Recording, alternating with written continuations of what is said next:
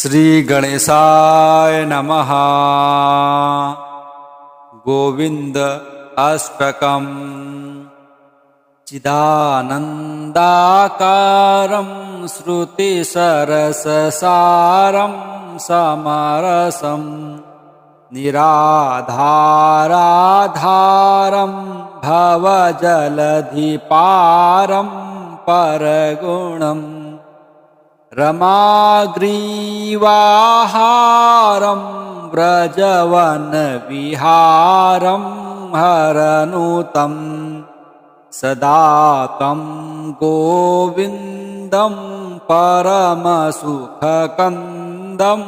भजत रे। महाबोधिस्थानं स्थिरचरनिदानं दिविजपम् सुधाधारापानं विहगपतियानं यमरतं मनोज्ञं सुज्ञानं मुनिजननिधानं ध्रुवपदम् सदा तं गोविन्दं परमसुखकन्दं भजत रे। धिया धीरैर्ध्येयं श्रवणपुटपेयं यतिवरैर्महावाक्यैर्गेयं त्रिभुवनविधेयं विधिपरं मनोमानामेयं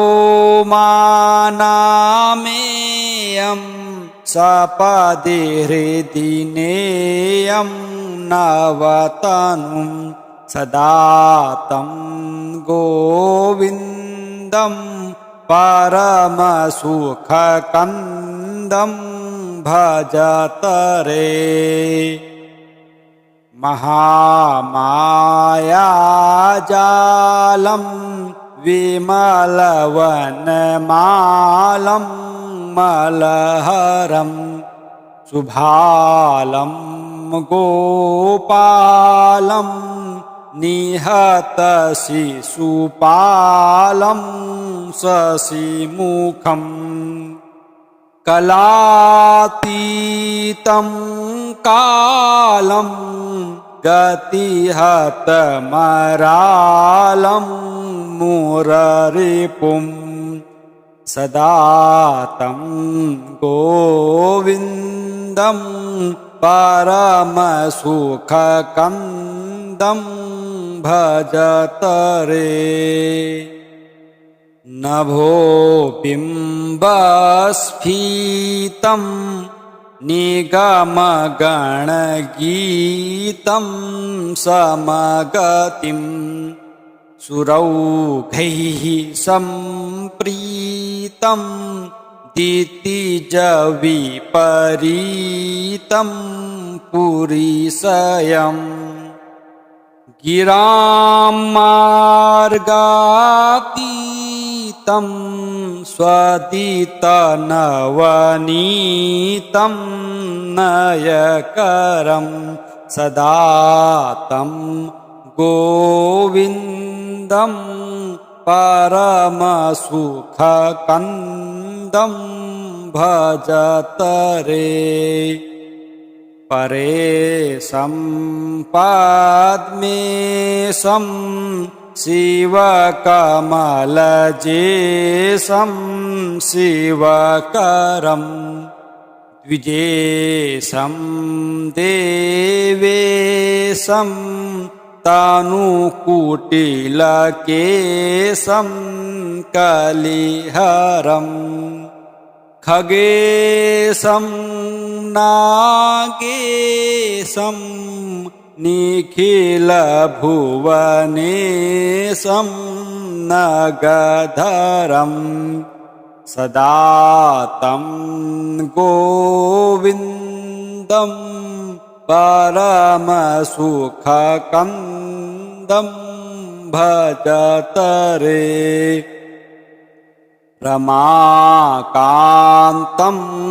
कान्तं भवभयभयान्तं भवसुखं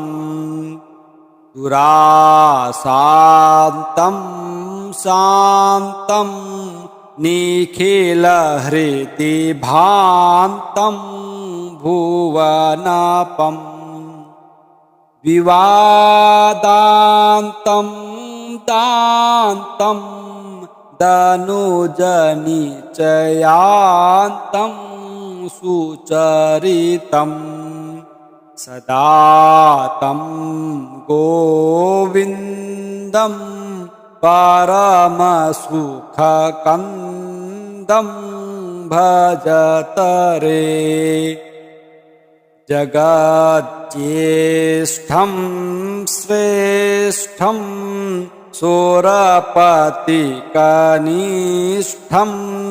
क्रतुपतिं बलिष्ठं भूयिष्ठं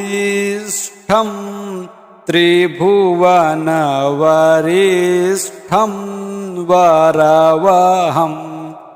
स्वनिष्ठं धर्मिष्ठं गुरुगुणगरिष्ठं गुरुवरं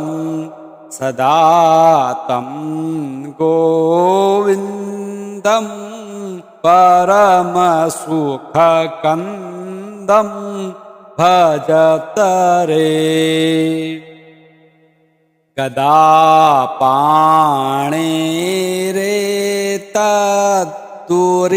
गदापाणिरेतद्दुरितदलनं दुःखशमनं विशुद्धात्मा स्तोत्रं पठति मनुजो यस्तु सततम् स भुक्त्वा भोगौघं चिरमिह ततोपास्तव्रेजिनः परं विष्णोः स्थानं व्रजति खलु वैकुण्ठभुवनम् चिदानन्दाकारं श्रुतिसरससारं समरसं निराधाराधारं भवजलधिपारं परगुणं रमाग्रीवाहारं व्रजवनविहारं हरनुतम् सदा तं गोविन्दं परमसुखकन्दं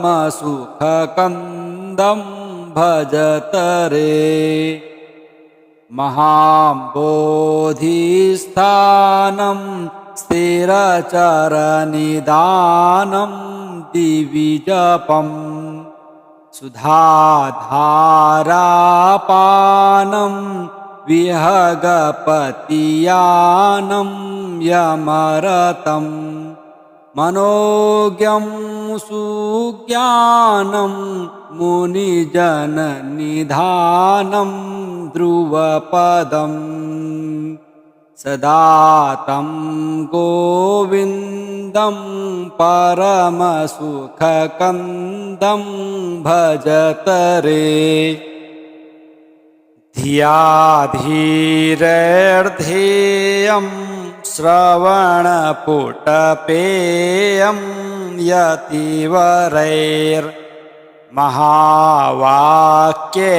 यतिवरैर्महावाक्यैर्गेयं त्रिभुवनविधेयं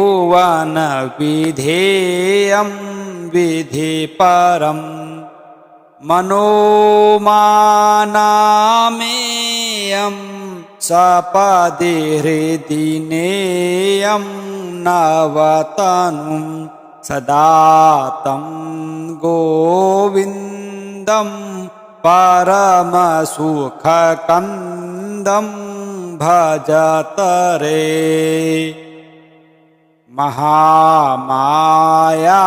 महामायाजालं विमलवनमालं मलहरं शुभालं गोपालं निहतशिशुपालं शशिमुखम् कलातीतं कालं गतिहतमरालं मुररिपुं सदा तं गोविन्दं परमसुखकन्दं भजत रे। नभोबिम्बस्फीतं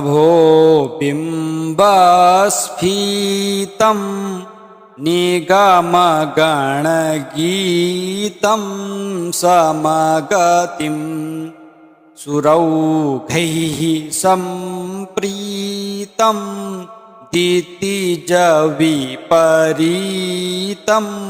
पुरीशयम्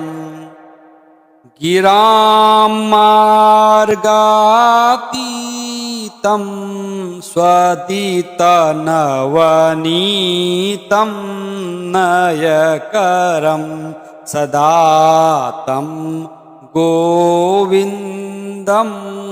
परमसुखकन्दं भजत रे। परेशं पद्मेशं शिवकमलजेशं शिवकरं द्विजेशं देवेशं तनुकुटिलकेशं कलिहरम् खगेशं नागेशं निखिलभुवनेशं नगधरं सदा तं गोविन्दं परमसुखकन्दं भजत रे। रमाकान्तं कान्तं भवभयभयान्तं भवसुखं दुराशान्तं शान्तं निखिलहृदिभान्तं भुवनापम् विवादान्तं दान्तं दनुजनिचयान्तं सुचरितं सदा तं गोविन्दं परमसुखकन्दं भजत रे। जगज्येष्ठं श्रेष्ठं सुरपतिकनिष्ठं क्रतुपतिं बलिष्ठं भूयिष्ठं त्रिभुवनवरिष्ठं वरवहम् स्वनिष्ठं धर्मिष्ठं गुरुगुणगरिष्ठं गुरुवरं सदा तं गोविन्दं परमसुखकन्दं भजत रे। गदापाणिरेतत्तुरितदलनं दुःखशमनं विशुद्धात्मा स्तोत्रं पठति मनुजो यस्तु सततम् स भुक्त्वा भोगौघं चिरमिह ततोपास्तव्रेजिनः परं विष्णोः स्थानं व्रजति खलु वैकुण्ठभुवनम् चिदानन्दाकारं श्रुतिसरससारं समरसं निराधाराधारं भवजलधिपारं परगुणं रमाग्रीवाहारं व्रजवनविहारं हरनुतम् सदा त्वं गोविन्दं परमसुखकन्दं भजत रे महाबोधिस्थानं स्थिरचरनिदानं दिविजपं सुधाधारापानं विहगपतियानं यमरतं मनोज्ञं सुज्ञानं मुनिजननिधानं ध्रुवपदम् सदा तं गोविन्दं परमसुखकन्दं भजत रे धिया धीरैर्ध्येयं श्रवणपुटपेयं यतिवरैर्महावाक्यैर्गेयं त्रिभुवनविधेयं विधिपरं मनोमानामेयं सपदि हृदि नेयं नवतनुं सदा तं गोविन्दं परमसुखकन्दं भजत रे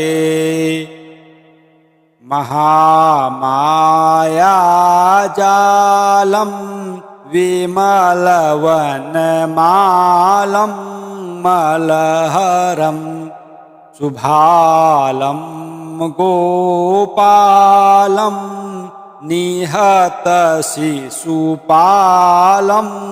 शशिमुखं कलातीतं कालं गतिहतमरालं मुररिपुं सदा तं गोविन्दं परमसुखकन्दं भजत रे नभोबिम्बस्फीतं निगमगणगीतं समगतिं सुरौघैः सम्प्रीतं दितिजविपरीतं पुरीशयम् गिरां मार्गातीतं स्वदितनवनीतं नयकरं सदा तं गोविन्दं परमसुखकन्दं भजत रे परेशं पद्मेशं शिवकमलजेशं शिवकरं द्विजेशं देवेशं तनुकुटिलकेशं कलिहरं खगेशं नागेशं निखिलभुवनेशं नगधरं सदा तं गोविन्दं परमसुखकन्दं भजत रे रमाकान्तं कान्तं भवभयभयान्तं भवसुखम् दुराशान्तं शान्तं निखिलहृदि भान्तं भुवनपम् विवादान्तं दान्तं दनुजनिचयान्तं सुचरितं सदा तं गोविन्दं परमसुखकन्दं भजत रे जगज्येष्ठं श्रेष्ठं सुरपतिकनिष्ठं क्रतुपतिं बलिष्ठं भूयिष्ठं त्रिभुवनवरिष्ठं वरवहम् स्वनिष्ठं धर्मिष्ठं गुरुगुणगरिष्ठं गुरुवरं सदा तं गोविन्दं परमसुखकन्दं भजत रे